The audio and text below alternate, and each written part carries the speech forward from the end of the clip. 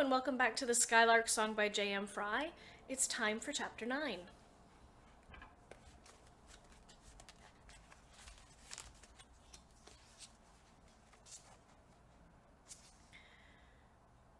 Robin surprised herself by opening her eyes. Red and orange blurred above her head, and for a brief, terror-inducing second she thought it was flames. The memory of heat, the crunch of impact, the scent of burning canvas assaulted her mind. She remembered the feel of the yoke crumbling in her hands and the horrible, consuming rage. She wondered if Renge would ever be disciplined for sabotaging her glider, or if they would just put it down to mechanical failure. The next time she saw the backstabbing, scrubbed-up cow, Robin was going to bash her stupid, smug face in with a gearbox. The flames above her swayed, and through the gaps she saw bright, unashamed blue. The sky. Home, said something deep inside her, something underneath the pain that was making itself known, buried so deep inside her heart she wondered if this yearning to fly had once sprung from an egg. Oh, to be up there, away from the misery and the desperation of the ground. The sky slid and slipped around inside her field of vision, the trees spinning and whirling against her eyes. She blinked a few times to make it still. Through the tapestry of autumn-rusted leaves, she saw a speck of brown. What a funny little bird, Robin thought, watching it swoop so far up in the air that it became barely more than a brownish mote against the high ceiling of the sky. Yet she could still hear its song, clear, trilling, and cyclical. Then the bird swooped down, surprising another flying lower in the sky, and they turned in circles together, their song sharp and joyful as they mated between the clouds. I just did that, too. Sort of, she thought. Swoosh! Right on top of the enemy, just like that. Oh, I think I've hurt my head. But seeing the two birds together tugged at something else in Robin, something half buried behind the pain and the anger and the wonder. It was... Al! Robin gasped. Had Al managed to reattach his harness? She couldn't remember. She couldn't turn her head, couldn't feel her arms, couldn't see him. He wasn't here. Where's Al? The cyclical birdsong came again, joined now by the bird's mate. Her attention stuck to it, and the other things, the pain, the panic, the fear, and exhaustion, slipped away as her thoughts grew muzzy again. It was difficult to keep more than one thought in her head at a time. It's a skylark, isn't it? Or a meadowlark? Doesn't matter, I guess. It's a pretty pleasant sound to die to, Robin thought, before the blackness crashed over her. She wondered, briefly, in that last second, if it would be her last thought.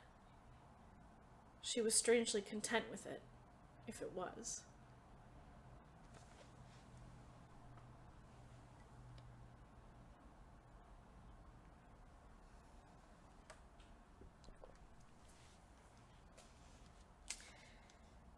Robin woke a second time, pulled back to the world by the sound of a pair of very tall, very shiny black boots cutting through the deadfall on the forest floor. She knew the sound belonged to tall, shiny black boots because when she opened her eyes, they were the first things she saw. Winter hadn't quite crept its white fingers of frost this far south, not yet anyway, so the leaf mold was wet and slightly warm where she lay. It made a sort of muddy squishing sound, overlaid by the dry rustle of the leaves that hadn't succumbed to the dampness at the bottom of the forest. She blinked at the boots, willing her mind to return to sharpness. She tried to force it, but that just made the tender spot at the back of her skull ache fiercely. The only sensible thoughts she could produce were, "Where's Al?" and "Those are big boots." Robin's sense of proportion was all out of whack from hitting what felt like just about everything she had as she passed on her way to the ground. The breeze shifted, and she smelled sweaty men, dank forest, burning canvas, spilt oil, and blood. The concoction balled up in her throat, making it hard to swallow. "Are you awake?" hissed a deep voice from the air somewhere above the big black boots, heavily accented. It was said in Saskwyan, so she assumed it was meant to be a question for her. Robin already knew she was awake, so she didn't bother to reply. It seemed like an absurd thing for a spirit to ask, and besides, she wasn't certain her tongue would even work. It was dry and plastered to the roof of her mouth. Robin let her eyes fall upward, following the boots to a pair of completely impractical ice-blue trousers. Black stripes ran the length of the outer seam. She swallowed so hard her dry throat clicked. She knew that uniform. Everyone knew that uniform. The wide black belt was studded with silver, and both a fierce-looking pistol and an archaic, white-hilted sword hung from holsters over his hips. She followed the stripes to the low hem of an ice-blue jacket, up the double row of flashing silver buttons, past the black scarf to the tight, choking collar, and above that, the leering, silver countenance of a wolf. Fear seized her body, and Robin went perfectly still. Her tongue seemed to get heavier, and the pain in her head blossomed into a whole-body ache as she tensed, caught between the urge to fling herself at her enemy and pummel him, and the desire to throw herself to her feet and flee. The urgent throbbing in the back of her head echoed now in other parts of her body. Ribs, left ankle, palms. Wouldn't let her do either, however. All she could do was lay there like some stupid, docile farm animal, just waiting to be clubbed or shot, or gods knew what else these people did to prisoners of war. "Ah, it is you," the Coyote said behind the mask, voice muffled by the lupine nose, consonants sharp. The voice was younger than she expected it to be, not as robust as a full-grown man's, and when she looked again, she realized that the body filling out the ice-blue uniform was more lithe than she had assumed. "I'm glad you survived, though I must say I'm quite cross at you for missing our date." Robin turned her head, trying to glimpse beneath the mask, blinking against the way the sunlight cut through the canopy and stabbed into her vision. Her head felt too small for her brain, pushing behind her eyes and across her skull in a way that wasn't letting up. Another soldier stepped into her field of vision, silhouetted against the red leaves. Fear zinged down Robin's spine. The colors still reminded her of fire and the glider, and... Al! She tried to sit up, but one of the Coyote's black boots came down on her ribs. He didn't press hard, but the sudden rocket burst of agony that flared through her torso was enough to make her writhe back in pain. She'd probably cracked a rib or two when her safety harness had broken away. "Stay put," the Coyote hissed. "Do not let them see you move." "Get off!" Suddenly, the fearful reverence, the respect of the Coyote as a concept, as an other, as a demon, evaporated. He was just a man. She could see him. He was touching her. He was real. Which meant that Robin could fight him. "Al!" A sharp scream echoed hers, and Robin craned her head, struggling to see past the Coyote's leg, down her own battered body and torn uniform, through the glare of the setting sun and the sharp, dark shadows of the forest, searching for the source of it. There was a mound of shadows several meters away, tall figures that resolved themselves into 3 more Klonn soldiers in impeccable navy blue uniforms, crouched around a supine body. 5 on 2. Not good odds, she thought, and me injured besides. Airbase scuttlebutt and urban legends about the Coyote jammed up into her imagination, shoved at her, tried to make her panic. Tales of cannibalism and secret laboratories where the Coyote assembled Saskwayans into mechanical monstrosities bound to obey his sadistic king. Robin swallowed heavily and counted backwards until her mind stilled. The Coyote is human. Just human, she reminded herself. And humans can be hurt. Once she was sure she could speak again without her voice shaking, she said softly, "Let me up." "You're mid-flight," the Coyote replied in near-perfect Saskwyan. It wasn't a question. His voice was low still, soft, almost as if he wished to comfort her, which was ridiculous. She must have hit her head harder than she thought. "You do not want to see him." "The hells I don't!" Robin snarled and got her hands around the coyote's foot. She twisted, trying to wrench his ankle and lever him to the ground, but he just shifted forward, putting more pressure on her ribs. Robin spasmed and let go, the agony making stars pop behind her eyes and her fingers twitch. Oh yes, humans can be hurt all right, and boy did she hurt.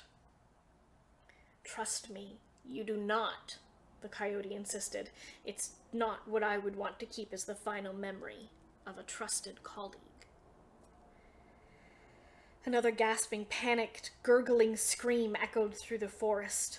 The coyote's silver helmet turned towards it, betraying the direction Al was in. What have you done to him? Robin hissed. She didn't want to obey his orders, but there was something in the way he'd warned her to not let the others see her move, hear her speak, something in the way the coyote was talking through his tight lips, as if he didn't want to be caught either, that worried her. I did nothing. You shoot down gliders. You steal the bodies. There was a sound that might have been laughter if it hadn't been distorted by the helmet. Theft! No, my dear Miss Pilot, prisoners. Those who live, anyway. Prisoners, Robin repeated to herself. She couldn't hold back the shudder at the thoughts that phrase produced. Every hair on Robin's body leapt up as a chill settled over her flesh. Fear curdled her stomach. What do you intend to do to me? Do to you? The coyote said, and a smile lit what little was visible of his face. My dear, what do you fear that I will do? She wasn't going to fall for that. If she told him what she feared, he might make it come true. If you take them prisoner, why don't we know? You haven't ransomed anyone back, she said instead, wishing desperately for water and forcing herself to speak through the crackling anyway. I have no desire to give them up, the coyote replied. I keep them. For how long? Robin asked, unable to raise her voice louder than a fearful whisper. For as long as I am allowed, he said, and there was a sad gravity to the pronouncement that was confusing. Just as I will keep you. Fear spiked again in Robin's chest, throbbing in time with her ribs. You'll never be able to keep me. The helmet angled down, and through the visor slits, Robin saw a pair of light gray eyes narrow. The coyote huffed an annoyed snort. Persistent and mouthy. Be advised that it is only because you were once a mid-flight that your life has been spared this day. Otherwise you would be as dead as any other Saskwyan pilot I run to the ground. It is not their kind that I seek to hold. He leaned back slightly, turning his attention to the soldier on the other side of her, and snapped out something in guttural Klonnish. The other man nodded sharply and moved closer to Robin, one hand going to the pistol sheathed on his thigh holster. The coyote removed his foot, and Robin took that as permission to be seen, to be alive. She sat up slowly, being as gentle as possible with her ribs, breathing shallowly. When she tucked her knees up, her ankle screamed in protest, and she had to clamp her lips around the grunt. Broken? She thought. No, but sprained at least, and badly. Rutting hells. Neither the coyote nor the guard moved against her as she tried to stand, and so Robin pushed herself to her feet, taking a moment to close her eyes and swallow against the pain. She wasn't going to show them any weakness. She lifted her head to squint through the shadows at the others in the distance. I want to go to him, she said. He's alive. The coyote cocked his head to one side, eyes narrowing. How compassionate you are. No worry for yourself. You are, after all, surrounded by the enemy. She rubbed the place where his heel had dug into her flesh, trying to work some feeling back into the already forming bruises. Carefully, she put her weight on her ankle. Knives shot up her calf, but her ankle didn't buckle beneath her.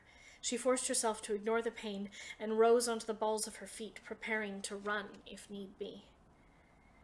I'm not scared of you, she said, puffing up her chest and trying to feel half as calm and assured as she sounded.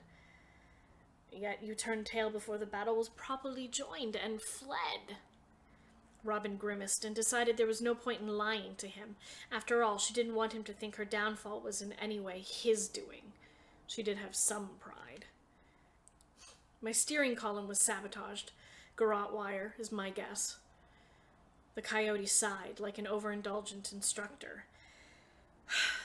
I would call it a shame that the Saskwayans are so fond of building their aircraft of canvas and wood, if it did not provide me with such an advantage. What advantage? Robin sneered. You pick off the crippled ships. You would never have downed me otherwise, and my flying style has your men baffled. You get outclassed by a healthy glider every time. Not for much longer, the Coyote said lightly. He turned his helmet up to the sky as if he too yearned for it in the way Robin did. Robin waited for him to explain what he meant by that, but he seemed reluctant to furnish his gloat with any sort of details. When the silence grew ominous, she discreetly brushed her shoulders with crossed fingers, just to be sure. But the Coyote caught the movement from the side of his vision and turned back to her.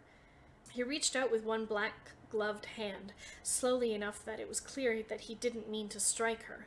Robin cringed but stayed still. All he did was brush the side of one thumb along her cheek and up her temple. This is healed nicely, the Coyote said softly, almost to himself. Ever so slowly he reached out and grasped her wrist firmly. His fingers were wiry and strong, and Robin would have had to allow him to break her wrist to keep him from turning it palm up. He stripped off his glove with his teeth, and then, black leather dangling from his mouth, brushed his naked fingers gently across the telltale circular markings that stood out against her palm. They were red and swollen from her fight to control the glider's doomed nosedive, overlapping with other, deeper cuts and puffy white ridges of scars. And these as well. What an interesting new development. Since when are Sealies the pilots of Bene gliders? I'm not a pilot, Robin said, the lie flowing out immediately, reflexively. That was something else her instructors had drilled into her head. Never appear to be as valuable to the enemy as you are. Her capelet was nowhere in sight, and she had a vague recollection of it being ripped from around her throat by the crackling branches she had fallen through. I have watched you, my dear. I know your face, and I know your flying style. Your warding against ill luck betrays you, he said, in a softly mocking tone that she would have called flirting if it didn't sound so wrong coming from him here and now. His fingers continued to stroke her palm. You are certainly a Sealie, so I reiterate. Since when do Sealies pilot Bene gliders? But I'm not, Robin protested. She'd heard the stories of what happened to glider pilots captured by the enemy. If losing a thumb to a Pyrean guard was horrific, the thought of having both her hands cut off by a crazed Klonn general made her woozy. She yanked her arm back, hard, but the Coyote didn't let go. Please, do not lie to me, my dear, the Coyote said, gently chiding. I will not allow you to begin this on a lie. You kicked my airship. I know your face, even without your goggles. Robin's heart seemed about ready to stop. She bit her tongue and refused him the pleasure of an answer. She could be a stubborn bastard, too. You are an engineering sergeant, or you were, before they promoted you. Do not bother denying it. You have all the skills of a mid-flight. It wasn't a question, but this time his steely gaze compelled Robin to answer. I do. Good, the Coyote said. Then you shall be spared. What? Why?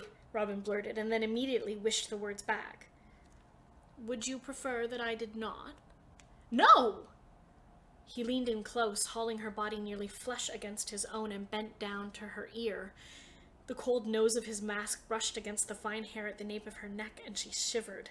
His breath smelled like apples and made goosebumps pop up all along her skin. His voice, when he spoke, was low and husky with gravel. Then kindly be silent while I attempt to save your life. Without another word, and without waiting for Robin to reply, he straightened to his full height, at least another head and a half taller than her, and brusquely released her.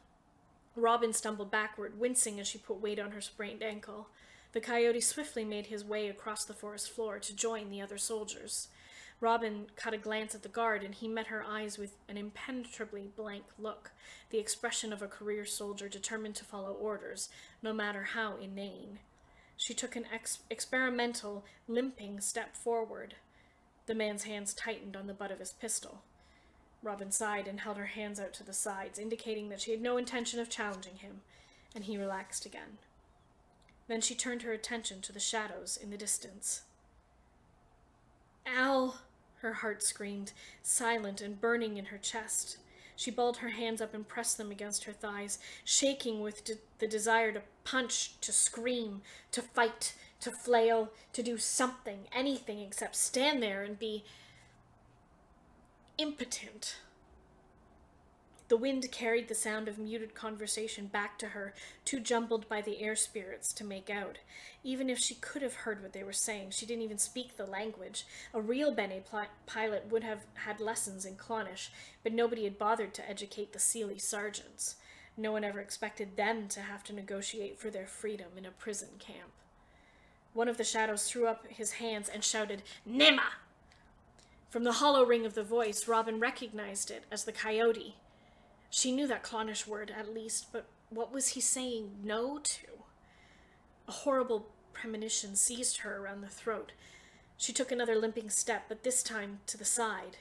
When the guard didn't immediately lunge for her, she broke into a flat-out run, dashing towards the most dense copse of bracken she could spot. It hurt like running hells, but she gritted her teeth and plowed forward. A protesting ankle and stabbing pain in her ribs were nothing compared to what a bullet between her eyes could do. A shout and the pop of gunfire rang out between the trees, but Robin kept her head down and crashed through the briars.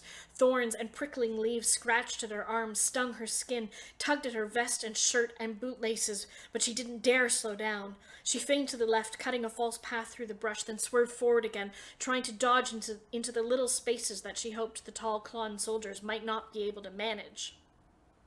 Robin burst through the brush into a blasted clearing. Wreckage still smoldered at the edge of a shallow crater, dirt and blackened leaves thrown up in piles around its oblong rim. She skidded to a halt, horrified by the devastation around her. She realized, after a few seconds of staring, that this had all been wrought by her crash. What little remained of her glider smoked under its blanket of deadfall. Ammunition shells and missile shrapnel was lodged in tree trunks all around them. Her powder box had likely exploded on impact.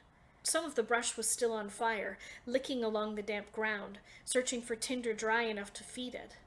Robin took only a moment to wonder that she had survived the crash at all. She must have been thrown clear, she decided. Or Al had pushed her. Gods, no. Al, she thought, mind a frantic blur of half-formed strategies and discarded plans. "Oh, this is the dumbest idea you've ever thought up, Captain Arianhod. What will you do now?" Robin dithered at the edge of the clearing for only a few seconds as she made up her mind whether to keep running or to double back and find a way to save Al. But a few seconds was all the Coyote needed to catch up. A crash echoed out of the undergrowth, and then before she could throw herself out of the way, a pair of strong, leather-clad fingers were digging into her throat. Robin felt her feet leave the earth and flailed. Her struggles only made him tighten his grip. "Little idiot!" the Coyote snarled, glaring up into her face. "Such a headstrong, foolish Seelie! The Bene at least have the good grace to know when they are captured." He shook her once, roughly, and Robin kicked out, slamming the toes of her boots against his knees, his shins. His hand tightened again, and Robin gasped. She went still, trying to dig her nails into the leather covering his long fingers in a desperate bid to free herself. Her lungs burned, begged for air. Her heart fluttered frantically against the hollow of her throat. Darkness crept into the side of her vision, heat pressing against the back of her eyes. Then, just as suddenly as he'd had her up in the air, Robin was back on the ground, coughing messily into the leaves and inhaling lungful after precious lungful of vegetation and rot. The Coyote grabbed her by the braid, yanking painfully on her hair until she managed to pull herself upright, arms wrapped around her abused torso, and then back up onto her screaming legs. He used his grip to pull her back towards the first clearing, where she could hear Al screaming again, loud and agonizing. She clutched at the coyote's arm in an effort to lever him off, but he just dug his fingers into the fine hairs at her nape and dragged her along like a reticent dog. Robin had no choice but to stagger and stumble in his wake, unable to see where she was going, fighting to keep pace with her throbbing ankle. "There!" the coyote barked. He shoved her down, forcing her to kneel, and released her. Robin raised her eyes, half turning to lunge at him, and then froze. "Are you pleased?" the coyote sneered. "This is what you wanted, was it not? To see your mid-flight? Then look!" Robin couldn't have defied him if she wanted to. If it wasn't for Al's voice, she wasn't sure she would have recognized the mass of burnt flesh, blackened, exposed bone, and rolling, terrified eyes as her best friend.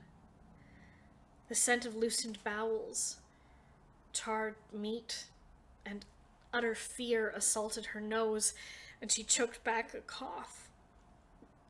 His face, in some horrific turn of fate, or the sick whim of some petty god, was still mostly intact, red with pain and twisted into a grimace so fierce Robin thought she could hear his teeth cracking as he clenched his jaw.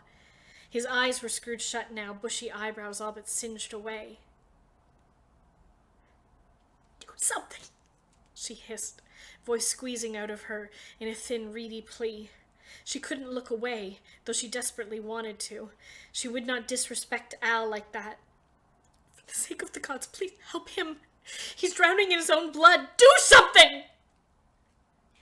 "Do what?" the coyote whispered back, his baritone voice cutting through the pained whines and blowing breaths that made something in Al's ruined chest bubble and pop. "Do you think our arts of healing are so advanced, little Miss Pilot? Even the Klonn cannot stop death." "Gods, no!" Robin moaned, and something inside of her, twisting and sharp inside her ribcage, cracked open. "Ow!" she cried, giving voice to the anguish in her chest that had nothing to do with her broken ribs. Just as surely as she couldn't look away, she couldn't help but touch him.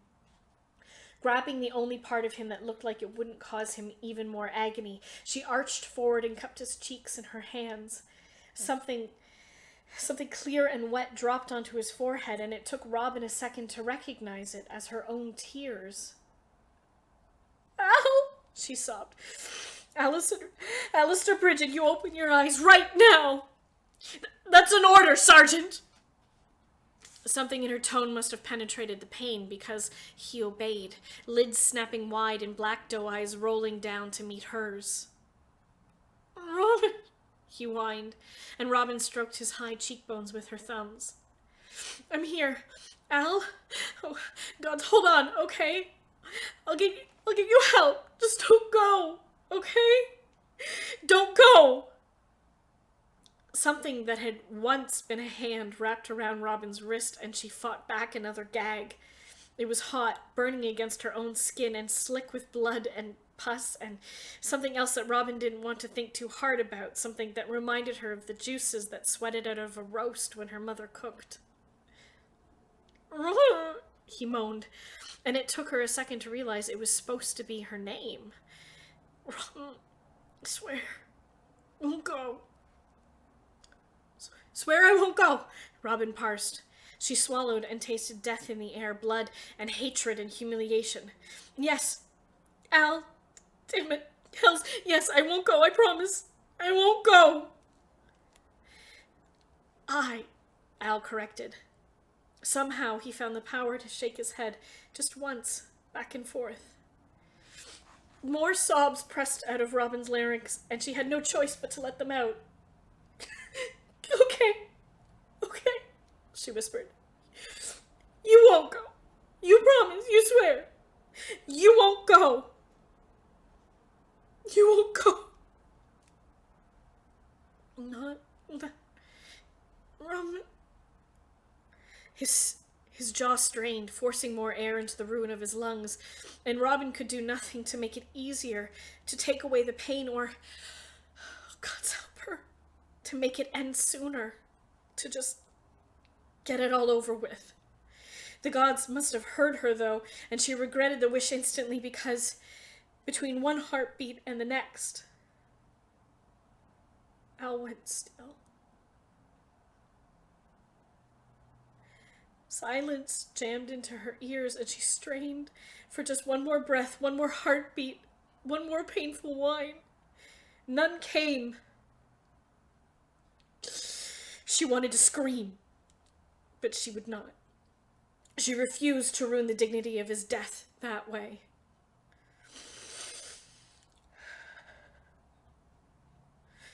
Gods guide you safely into your next life, Robin strained to say. She hated herself for crying in front of the enemy like this, hated that they got to see her in this weakness when she had worked so hard to be strong before the other pilots, before her parents. She leaned down and gently, carefully, pressed her lips against Al's. This was not the kiss he deserved. Robin wasn't even sure she had wanted to kiss Al, wasn't sure she'd wanted to encourage him to try to cultivate honey in a place where no flowers may ever grow. But now the choice was taken from them. Gone!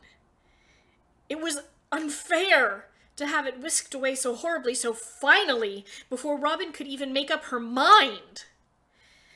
Al's lips were still warm, still soft, and it broke her heart a little bit more. She reached up and stripped Al's goggles off his head. She slipped them over her own, pushing them down to lay against her collarbones like a gruesome necklace. And then a voice shattered the quiet. How could you? It was so filled with pain, so graveled with tears, so full to the brim with terrible, desperate loathing. It took her saying it a second time to even recognize it as her own.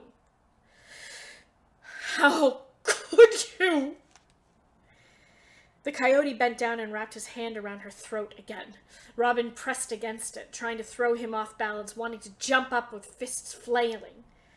I wanted to help him. I did, he insisted under his breath, words just for her, even as Robin's face twisted into a scoff of disbelief. However, I could not without... He turned and glanced out of the corner of his eyes at a man standing off to the side, a look of aloof disinterest in his pale eyes, the silver leaves of the general growing out of his shoulders. You must trust me, or I will not be able to help you either.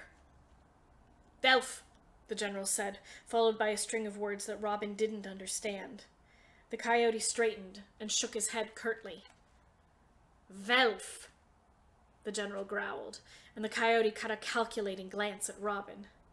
Get up, he hissed. Stand, now! Bug off, you rutting coal bag, she hissed back. Get up or I will drag you up again, and trust me when I say, my dear, that it will be a humiliation in which neither of us will take any joy. Robin scowled. Then slowly, carefully, she uncurled Al's fingers from around her wrist and laid his arm across the ruin of his chest.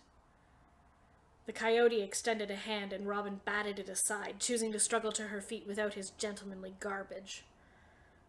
The coyote drew his sword. Fear bubbled back up through her guts. What are you doing? For his sake, I am making sure. Making sure of what? Hey!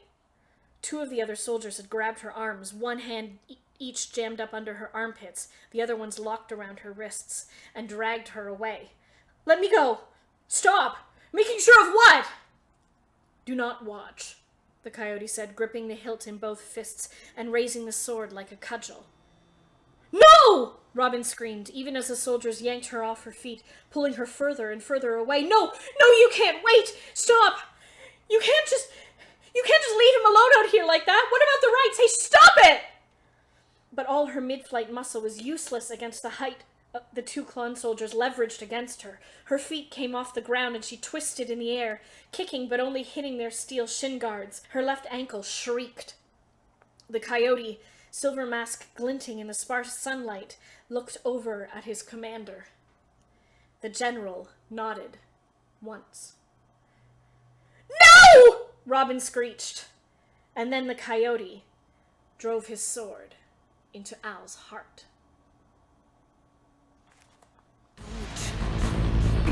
up when you're down. Fly as long as you can.